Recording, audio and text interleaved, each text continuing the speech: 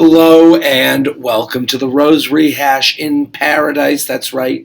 Every week after the Bachelor in Paradise, we're going to go through the big story of the night. We're going to give out superlatives, and then we're going to do the Bachies. We're doing it later this week because you can hear my voice. It's 4 hours of Bachelor in Paradise this week. It's a lot. It's a lot of viewing. There's a lot of stories that came out this week, but we're going to get to our one big story. We're going to do the superlatives. We're going to give out some awards. We have to start with the Victoria P. James situation. I thought that was an amazing moment in Bachelor history because Victoria P. is basically outed as having a boyfriend at home. And they have James, who we're finding out is legitimately looking to meet her. He's legitimately looking to meet a woman. He wants to find love, supposedly. And that's the thing about Bachelor in Paradise is you kind of trust that everyone there is looking to get to a third date. I think at a minimum, that everyone there is looking to get to a point where they're at home and they go out one more time. That's really all you can ask from this show. And Tammy goes to James and is like, yeah, it seems like you're falling for you kind of like her. Just so you know, I know her from home. She has a boyfriend. And James is like, what? We talked about all this stuff. And it's got to be a tough moment when you're James and going, wait a minute, we had a whole conversation about past relationships. We're getting into it. I'm trying to figure out if she's – and the power dynamic is that James has a rose. And when the men have the rose, you can kind of see they are so cocky. They believe that who would be better with me? Who would not want to be with me? And you see it people – and we talked about it on the Bachelor podcast and – Chris mentioned this, and I think it's so important. There are people who have never had roses, quote unquote, in their lives, and it's their first time in a power position. So we're seeing James, who's cocksure as hell, being like, but you told me you liked me. And Victoria P comes over, and the interesting thing she does, because let me tell you something about the Bachelor Nation, the Bachelor contestants. They get a following after the show, and then their job is keep the following. So a lot of them go into rah culture where it's you're beautiful, you're amazing, you're wonderful. Everyone, they speak in terms of the internet, which is very interesting. And Victoria P is someone, if you've been following her, who does that. She put out a picture of her being airbrushed. Victoria P is a beautiful woman, and she's showing before and afters of the airbrush and being like, I'm real. And it's okay, we know what you're doing now. You're a beautiful person who's going, look at Instagram versus reality. And we're all like, yeah, but you look great in both pictures. So now she comes on the show and she goes, I'm going to use therapy language. And she's going to use language that she uses on the internet to get followers and to keep her followers. And she goes up to James and she goes, you're being aggressive and accuses him. And he goes, I'm being normal. I'm just asking you questions. I want to know if you're here, if you have a boyfriend. And she's like, this is just a lot for me. And you watch this interaction, you go, this is a wild story. And she ends up taking herself off the show, which is interesting. And then she goes in the car and she goes, I have someone at home that's better for me anyways. And you go, you were lying the whole time. Why don't you admit it? It was, to me, as a watcher of The Bachelor and as a first-time watcher of Bachelor in Paradise, you go, oh, this is the most amazing 10 minutes in Bachelor history. Let's go to some superlatives. Let's start with host of the most. Wells is currently quietly becoming the host of this show and probably The Bachelor and Bachelorette. It is very interesting to watch Wells just be a professional. That's really all he's doing. He's being a professional. He's watching what's going. He's doing the voiceover and he's doing the rose ceremony and he just does a pro job and he's good at it. But it is interesting to watch in the moments that David Spade isn't there or Lance Bass isn't there, Wells just stays consistent. And I think we're going to see him be the host of this show, no question. Maybe they'll bring in special guests, but Wells, this will be his show. And I do think he will be the host of The Bachelor and Bachelorette. This last episode was proof enough. The in-between, the David Spade and Lance Bass stuff, you're going, oh, Wells is just saying enough to establish himself as the rock this show needs. Let's go to Class Clown. Now, the Class Clown is Demi. Demi is coming on, and she wants to be funny so bad, but she doesn't know when she's funny.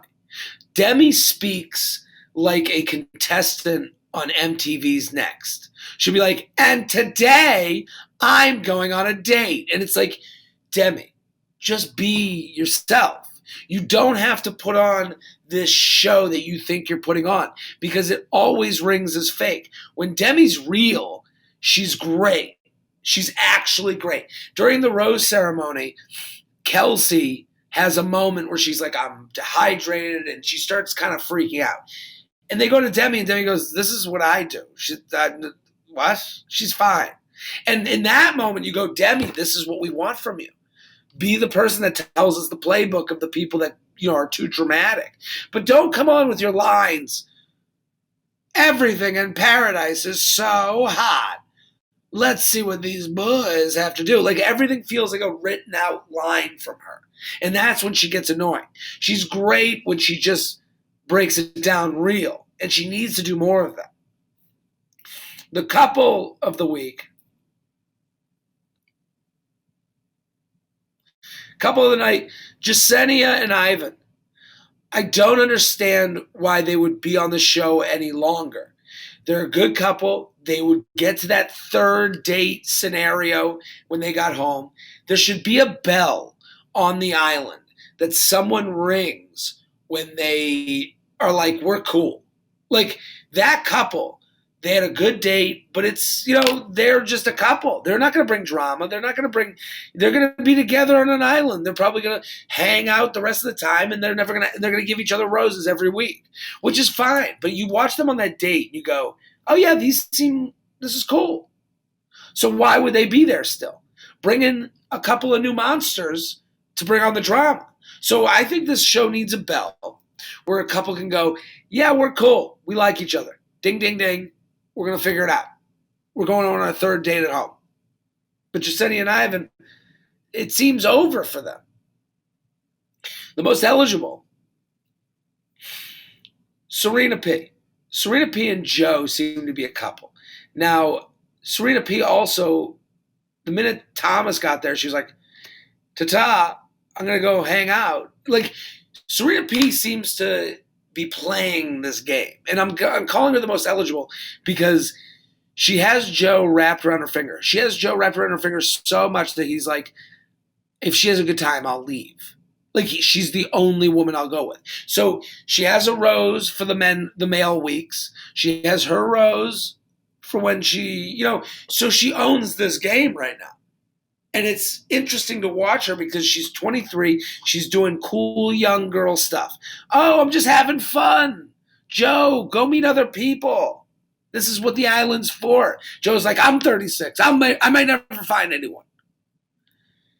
Let's go to the Batches.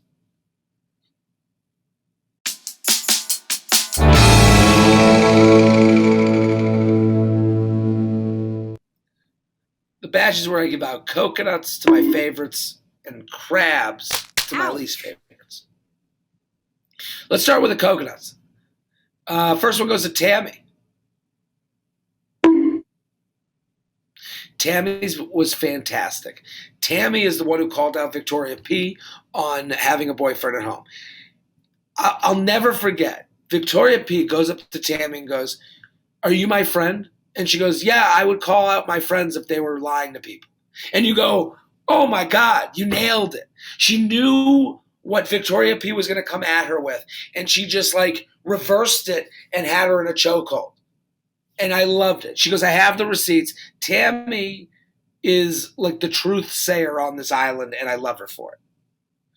The next coconut's going to go to Riley's arms.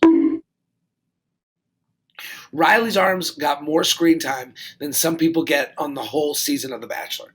It was crazy. It was 10 minutes of Riley's arms. They're great arms. He dresses them well. They're big, but also cut. And it made me realize how much women like arms. It's crazy. The women were like, and it was like, yeah, he's a good-looking dude, but the arms? The last coconut goes to James. James was great. James was calm, cool, and collected. And James has a big frame, and he looks like a mob hitman. So it was interesting when Victoria P was like, you're being aggressive. He does look like an aggressive guy no matter what. But he wasn't. He defended himself. He held himself cool. He goes, no, I'm being pretty calm. I'm just asking you a simple question. And I love the way James questioned Victoria P to show that she's kind of a carnival barker when it comes to like victim words. It was interesting. Let's give out some crabs. First crab is going to go to Kelsey. Ouch. Kelsey, you're getting kicked off the show. And, last-ditch effort, you're like, I'm thirsty. And it's like, it was so interesting to watch Demi be like, yeah, I've done this before. This isn't a whole drama. And it's like, Kelsey, we didn't buy into the champagne.